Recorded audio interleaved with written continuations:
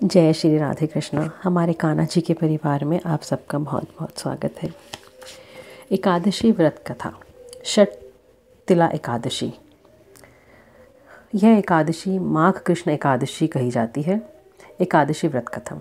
एक समय दालभ्य ऋषि ने पुलस्त्य ऋषि से पूछा कि महाराज, पृथ्वी लोक के मनुष्य ब्रह्म हत्या आदि महान पाप करते हैं, पराये धन की चोरी तथा दूसरे की उन्नति को देखकर ईर्ष्या करते हैं, साथ ही अनेक प्रकार के व्यसनों में फंसे रहते हैं, फिर भी उनको नरक प्राप्त नहीं होता। इसका क्या कारण है? वह ना जाने कौन सा दान पुण्य करते हैं जिससे उनके पाप नष्ट हो जाते हैं। यह सब कृपा पूर्वक आप मुझे बताइए। पुलस्त्य मुनि कहने लगे, हे महाभाग, आपने मुझसे अत्यंत गंभीर प्रश्न पूछा है।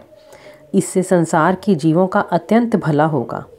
इस भेद को ब्रह्मा, विष्णु, रुद्र तथा इंद्र आदि भी नहीं जानते, परंतु मैं आपको यह गुप्त तत्व अवश्य बताऊंगा।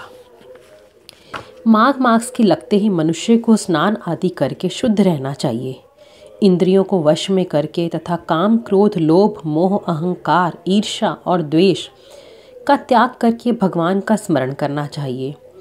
पुष्य नक्षत्र में गोबर, कपास, तिल मिलाकर उनके कंडे बनाने चाहिए। उन कंडों से 108 बार हवन करना चाहिए और उस दिन मूल नक्षत्र हो और एकादशी तिथि हो तो अच्छे पुण्य देने वाले नियमों को ग्रहण करें। स्नान आदि नित्य क्रिया से निवृत्त होकर सब देवताओं के देव श्री भगवान का पूजन कर और एकादशी का व्रत धारण करें। रात्रि को जागरण करना चाहिए। उसके दूसरे दिन धूप, दीप, नैवेद्य आदि से भगवान का पूजन करके खिचड़ी का भोग लगावें। तत्पश्चात पेठा, नारियल, सीताफल या सुपारी सहित अग्रे देकर स्तुति करनी चाहिए कि भगवान, आप दीनों को शरण देने वाले हैं, इस संसार सागर में फंसे हुओं का उद्धार करने वाले हैं। हे पुंडरीकाक्ष, हे विश्वभावन, हे सुब्रह्मण्य, हे पूर्वज, हे जगतपति, आप लक्ष्मी सहित इस तुच्छ अघ्रे को ग्रहण करें। इसके पश्चात जल से भरा हुआ कुंभ अर्थात घड़ा ब्राह्मण को दान करें तथा ब्राह्मण को श्याम गो और तिल पात्र देना भी उत्तम है। तिल स्नान और भोजन दोनों ही श्रेष्ठ हैं। इस प्रकार जो मनुष्य जितने तिलों का दान करता है उतने ही 1000 वर्ष स्वर्ग में वास करता है। तिल स्नान, तिल का उबटन, तिल का हवन, तिल का तर्पण, तिल का भोजन और तिलों का दान, ये तिल के 6 प्रकार के प्रयोग होने के कारण यह षटतिला एकादशी कही जाती है। इस व्रत के करने से अनेक प्रकार के पाप नष्ट हो जाते हैं। इतनी कथा कहकर पुलस्त्य ऋषि कहने लगे कि अब मैं इस षटतिला एकादशी की कथा तुमसे कहता हूँ। एक समय नारद जी ने भगवान श्री विष्णु से यही प्रश्न किया था कि भगवान ने जो षटतिला एकादशी का महात्म्य नारद जी से कहा है सो तुमसे कहता हूँ। नारद जी कहने लगे कि भगवान, षटतिला एकादशी का क्या पुण्य होता है और इसकी क्या कथा है, सो मुझसे कहिए। भगवान कहने लगे कि हे नारद, मैं तुमसे आंखों देखी सत्य घटना कहता हूँ, तुम ध्यानपूर्वक सुनो। प्राचीन काल में मतर्य लोक में एक ब्राह्मणी रहती थी। वह सदैव व्रत किया करती थी। एक समय वह 1 मास तक व्रत करती रही। इससे उसका शरीर अत्यंत दुर्बल हो गया। यद्यपि वह अत्यंत बुद्धिमान थी, तथापि उसने कभी देवताओं या ब्राह्मणों के निमित्त अन्न या धन का दान नहीं किया था। इससे मैंने सोचा कि ब्राह्मणी ने व्रत आदि से अपना शरीर शुद्ध कर लिया है, अब इसको विष्णु लोक तो मिल ही जाएगा, परंतु इसने कभी अन्न दान नहीं किया है, इससे इसकी तृप्ति होनी कठिन है। ऐसा सोचकर मैं एक भिखारी बनकर मतर्य लोक में उस ब्राह्मणी के घर गया और उससे भिक्षा मांगी। वह ब्राह्मणी बोली कि महाराज, आप यहाँ किस लिए आए हैं?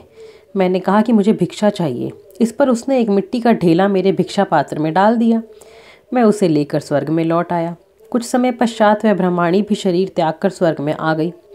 उस ब्राह्मणी को मिट्टी का दान करने से स्वर्ग में सुंदर महल मिला, परंतु उसने अपने घर को अन्न आदि सब सामग्रियों से शून्य पाया। घबराकर वह मेरे पास आई और कहने लगी, हे भगवान, मैंने अनेकों व्रत आदि से आपकी पूजा की है, परंतु फिर भी मेरा घर अन्न आदि सब वस्तुओं से शून्य है, इसका क्या कारण है? मैंने कहा कि पहले तुम अपने घर जाओ, देव स्त्रियां तुम्हें देखने के लिए आएंगी। पहले उनसे षटतिला एकादशी का पुण्य और विधि सुन लो, तब द्वार खोलना। मेरे ऐसे वचन सुनकर वह अपने घर गई। जब देव स्त्रियां आई और द्वार खोलने के लिए कहा तो ब्रह्माणी बोली कि आप मुझे देखने के लिए आई हैं, तो षटतिला एकादशी का महात्म्य कहिए। उनमें से एक देव स्त्री कहने लगी कि मैं कहती हूँ। जब ब्रह्माणी ने षटतिला एकादशी का महात्म्य सुना तो फिर उसने द्वार खोला। देवांगनाओं ने उसको देखा कि वह ना तो गांधर्वी है ना आसुरी है, वरन पहले जैसी मानुषी है। उस ब्रह्माणी ने भी उनके कथा अनुसार षटतिला एकादशी का व्रत किया।